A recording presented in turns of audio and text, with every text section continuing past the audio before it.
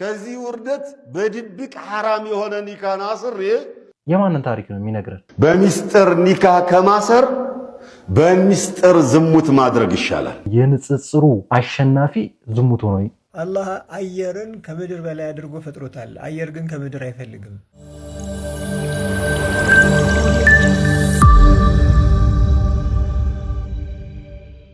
ሰላሙ አለይኩም ወራህመቱላሂ ወበረካቱሁ። ውድና የተከበራችሁ የቻናላችን ቤተሰቦች እንደምን አላችሁ? ሰሞኑን የገረሙኝን የተወሰኑ ቪዲዮዎች ወደ እናንተ አደርሳለሁኝ።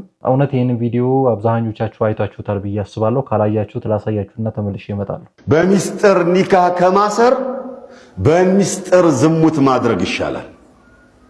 ሀከዛ ነቁል። ስለዚህ ነገር ከማለቴ በፊት እስኪ ከዚህ ቪዲዮ በፊት የተናገረውን ደግሞ ላሰማችሁ። ከዚህ ቪዲዮ በፊት ማለት ነው። ሁለተኛ ማግባት እኛ ያው ግልጽልጽ አድርገን ነው የምንናገረው። መቼም የሚቀየምም ካለ ብዙ ጊዜ ብዙ ሰዎች እንደዛ ይላሉ። እኛ ግልጥልጥ አድርገን ነው የምንናገረው ወይ ደግሞ እኛ ሸሪዓ ያለውን ነው የምንናገረው ይሏቸዋል። አሁን የሆነ ሚንበር ላይ ወይ ወንበር ላይ ሲቀመጡ ማለት ነውና መጀመሪያ ከገጠር ይዟት የመጣቷ ሚስቱ አነሰችበት። ከሱ ጋር አብራ አላርፍ አለች። ስለዚህ ሁለተኛ ማግባት ፈለገም። ሁለተኛ ያገባ እንደሆነ ደግሞ ፍታኝና ንብረት አካፍለኝ አለችው። ፍርድ ቤት ልታቆመው ነው።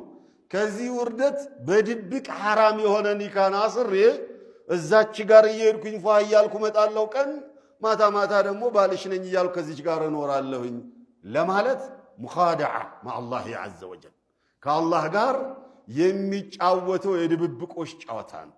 በመጀመሪያ ወደ ጉዳዩ ከመግባታችን በፊት የማንን ታሪክ ነው የሚነግረን?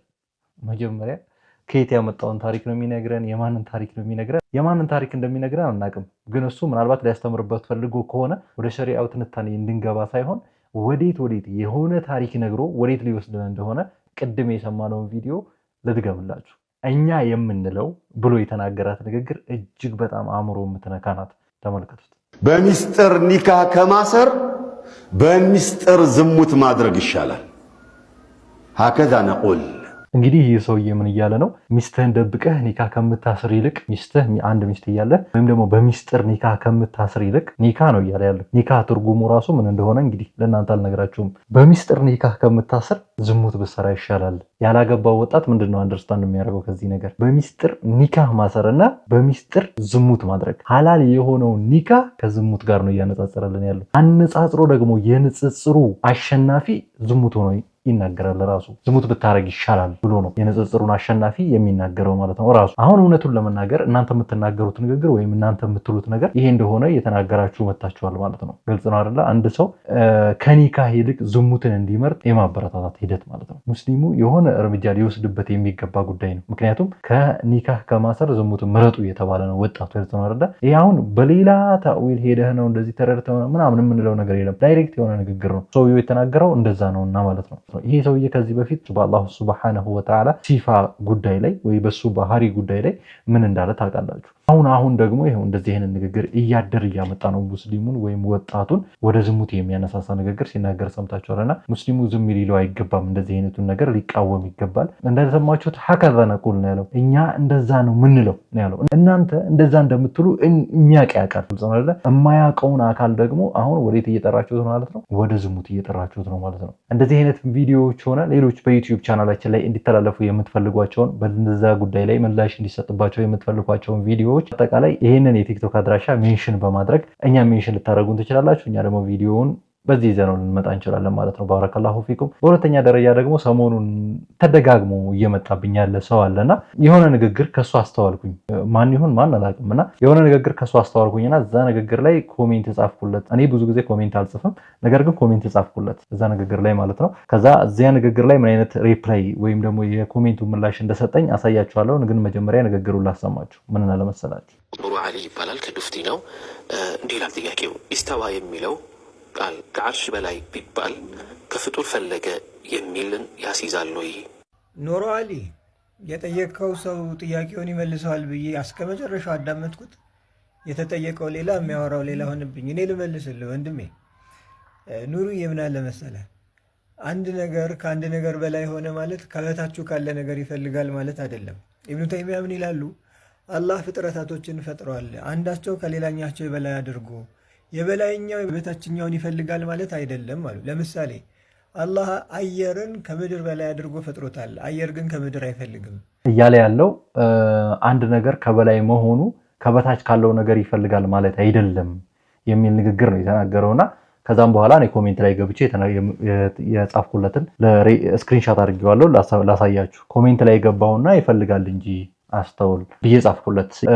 ለምሳሌ አንድ ሰው ወይ አንድ ነገር ከምድር በላይ ሆነ ብለን ስንናገር ልክ ወይ ደግሞ እናንተ እነሱ እንደሚሉት ማለት ነው ከአርሽ በላይ ሆነ ብለን ስትናገር አቅጣጫ የአንድ አካል አንጻራዊ መገኛ ነው። የአንድ አካል ወይም ደግሞ የአንድ ነገር አንጻራዊ መገኛ ነው አቅጣጫ ማለት። ከዚህ ውጭ ትርጓሜ የለውም አቅጣጫ። ለምሳሌ ከሆነ ነገር አንጻር አድርገህ ነገር የሆነ ነገር ልትገልጽበት ስትፈልግ ነው አቅጣጫን የምትጠቀመው። ከዚህ በላይ፣ ከዚህ ጎን፣ ከዚህ የምትለው አካል አንጻራዊ ትሆናለች ማለት ነው። ለዛኛው አንጻር ከዛ አንጻር ነው የታየችው ማለት ነው።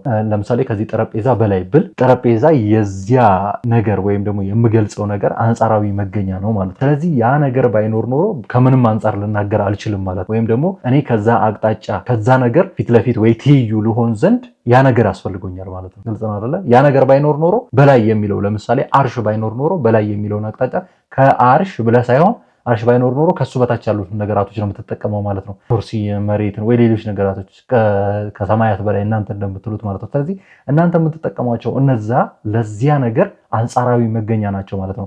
ስለዚህ ከዛ ነገር ፈለገ ማለት ነው።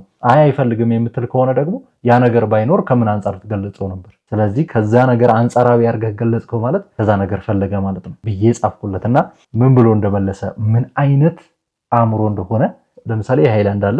ይሄን ሃይላንድ እዚህ ጋር ሳስቀምጠው ከጠረጴዛው በላይ ሆነ አልኩኝ አይደለ?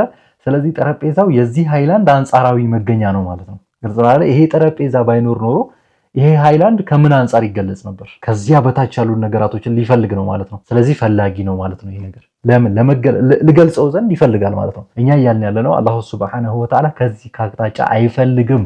ግልጽ ነው አይደለ? ከአቅጣጫ አይፈልግም፣ ከቦታ አይፈልግም፣ ከፈጠረው ነገር በአጠቃላይ አይፈልግም እየተባለ ያለው ግልጽ ነው አይደለ? ይሄን ደግሞ እንደ ፍልስፍና አድርጎ ደግሞ የሰሞኑን የለቀቃ ቪዲዮ አለች። እሷም መታልኝ ነበር፣ ግን ያ የሆነ የሰውየውን ባዶነት የሚያሳይ ነገር ስለሆነ እዚህ ጋር አምጥቼ ብነግራችሁ ሌላ ነገር ነው። ስለዚህ ተውኩት። አሁን ልንገራችሁ ምን ብሎ እንደመለሰ። ይሄንን የመለሰውን ነገር ሳነብላችሁ ሰውየው ምን አይነት ባዶ እንደሆነ ታያላችሁ። ምን ይላል መሰላችሁ? ስለዚህ አላህ ሰሚ ነው ስንል ሰሚ ከሚለው ቃል ይፈልጋል ማለት ነው። በጣም ያሳዝናል። እኔ ጻፍኩት ስለምንድን ነው? እሱ የጻፈው ስለምንድን ነው? ሰሚ ከሚለው ቃል ይፈልጋል ማለት ነው። ከቃል እኮ አይደለም እኔ ይፈልጋል ያልኩት። ለመኖሩ አቅጣጫ ያስፈልገዋል እያልክ ነው አንተ። ለመኖሩ አቅጣጫ ያስፈልገዋል እያልክ ነው። ገልጽ ነው አይደለ?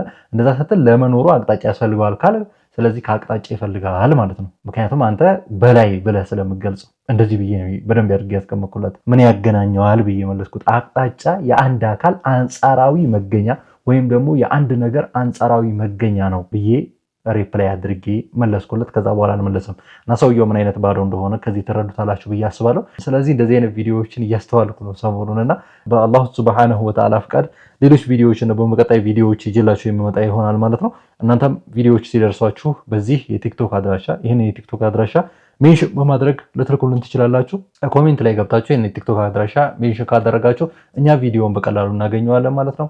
ቀጣይ በሌላ ቪዲዮ እንመጣለን። እስከዚያው ድረስ አሰላሙ አለይኩም ወራህመቱላሂ ወበረካቱ።